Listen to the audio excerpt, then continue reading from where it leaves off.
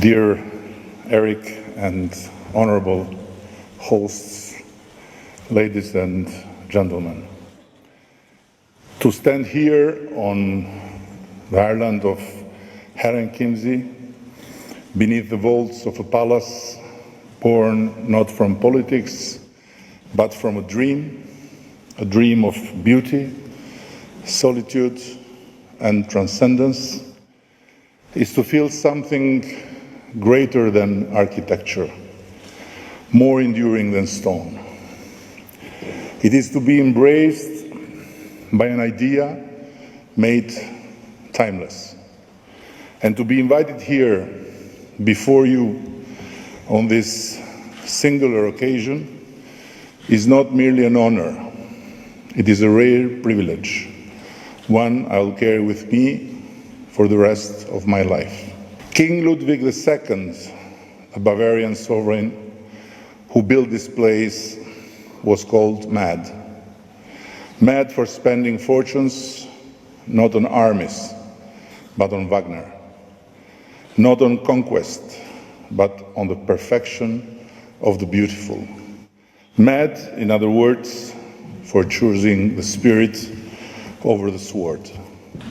He once said, "I want to remain an eternal enigma to myself and to the others." And in doing so, he became something else, the last great romantic of power. A man who ruled not through decrees, but through dreams.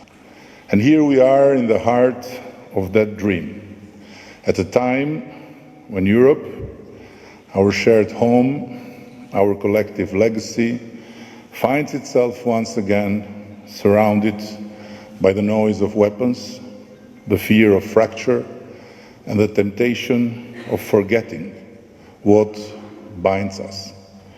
Tonight, through music, we are called to remember. To remember that Europe was never just a treaty or a currency, never just a parliament or a market.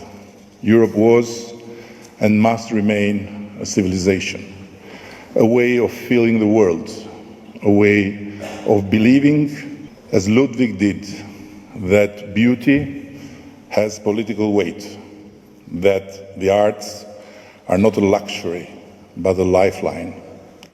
This festival is not just a cultural event. It is, in its own quiet defiance, a gathering of resistance.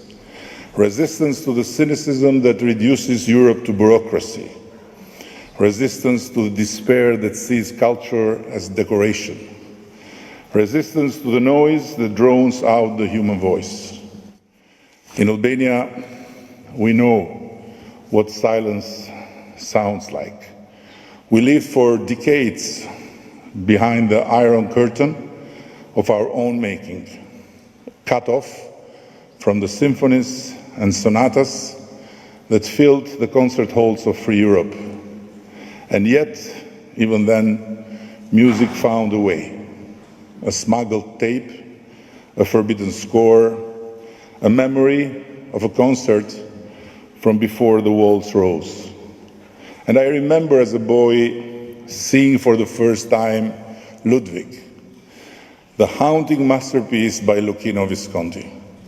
Not in a cinema, not even in color, but in black and white, through a small TV box, captured by an illegal antenna made of cloth hangers that defied the regime's ban on foreign television. That film, that strange, poetic descent into the soul of a king who loved too much and too beautifully, left a mark on me, not just as a viewer, but as a future citizen of a Europe I had not yet seen. And frankly, I did not imagine that time I would see in person one day. And now Albanian musicians study in Munich and Berlin. Now German musicians perform in Tirana. Now our children grow up not dreaming of escape, but of collaboration. This is not a coincidence. This is Europe doing what Europe was made to do, to unite through creation, to elevate through exchange. And how can I stand here in Bavaria without remembering a bold gesture from this very land, one that history nearly forgot, but we don't. In 1984, when Albania was still close to the world, Franz Josef Strauss, Bavaria's own towering figure, came to Albania. He came not with threats, but with offers, not to flatter the brutal regime, but to open a window for Albania's people. He extended a hand to a country that didn't know how to take it. The regime said no. History, thankfully, said wait. Today, that same hand is still felt. Bavaria remained open when Albania was closed, and now Albania is open and grateful. That moment matters because it proves that bridges are not built only when the crossing is easy. Sometimes they are built in silence, waiting for the other side to appear. Let me be honest. The Europe I dream of is not one where we all speak the same language or believe the same things. It is a Europe where a Bavarian king's obsession with beauty can speak across centuries to a modern-day Albanian prime minister and find agreement. It is a Europe where a Bavarian statesman's forgotten outreach can become the roots of today's friendship. And so to our host in Bavaria, thank you with all my heart.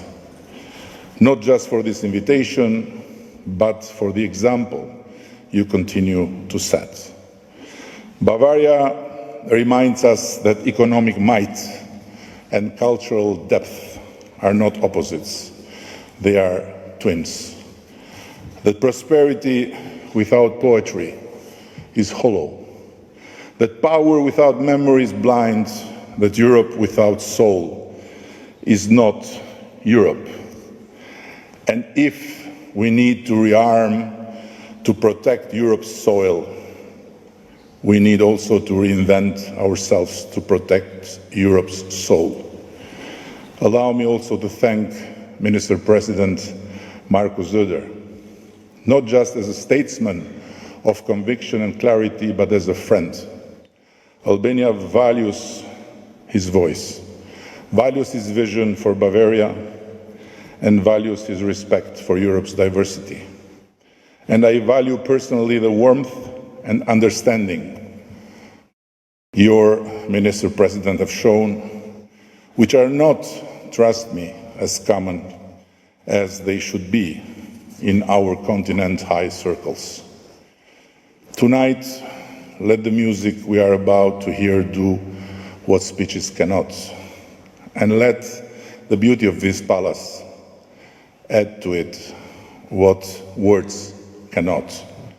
Let it carry the soul of Europe, the one Ludwig heard when others heard nothing, the one we must protect, not just in treaties and not simply with soldiers, but in our streets, in our kids' classrooms, and in the quiet corners of our dreams.